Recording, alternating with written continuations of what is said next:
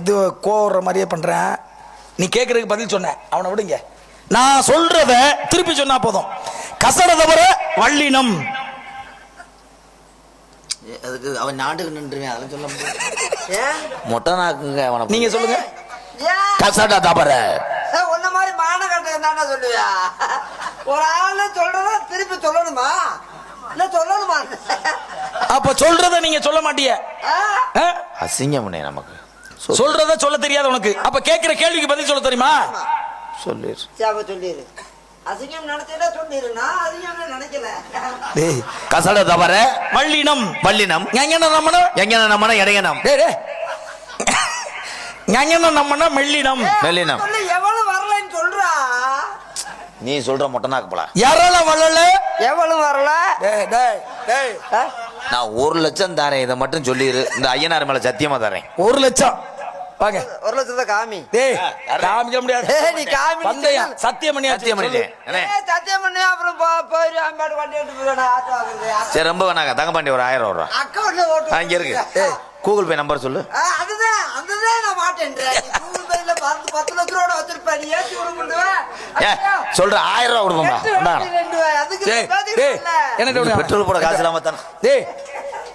Petrol போட காசு இல்லாம நீ 1000 ரூபா இப்படி கட்டையை உனக்கு தர்றேன், வீணையை உனக்கு தர்றேன். இந்த கட்டையை வச்சு நான் வெள்ளாட்ட குட்டி காய அடிக்கிறேன். ஏய், நீ சம்சாரி மயந்தானடா. எவனாவது ஆட்டுக்குட்டி எப்படி அடிப்பானாடா? அவன் சொல்ற ஒரு கிணப்ப அவனுக்கு நீ விளக்க வேற சொல்லி இருக்க. எப்படி அடிச்சு காமிக்குதுன்று எப்படி அது சம்சாரி காயடிக்க தெரியாம சம்சாரியோடைய பரம்பரை வந்து அசிங்கப்படுத்திடா அழகு மைனே. போடா காய நீ குடிவே. காயடிக்க தெரியாம போய் இருப்பா. பண்ணி கூட வரையா, அவனே கூட அடிச்சு விடுறேன். சரவணா வரையா? பெரிய ஆள்ல பெரிய காயா இருக்கும், கொண்டா நசுக்கி விடுறேன். எப்படி காய ஐயா குடியா? நானும் இல்லாத அன்னைக்கு நான் என்ன வேலை வைக்கிறேன்? ஆட்டுக்குட்டி காய அடிக்கிறது. நெறி வரல பல்ல வந்து கடிச்சு விட்டுருவேன். சரி வாங்க. நல்ல விஷயமா பேசுறிய, சிறப்பா பேசுறிய.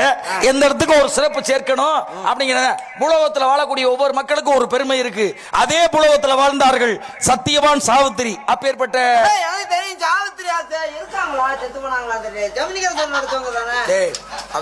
சத்தியவான் மனைவி சாவித்திரி ஒரே ஒரு சத்தியம் பண்ணனா.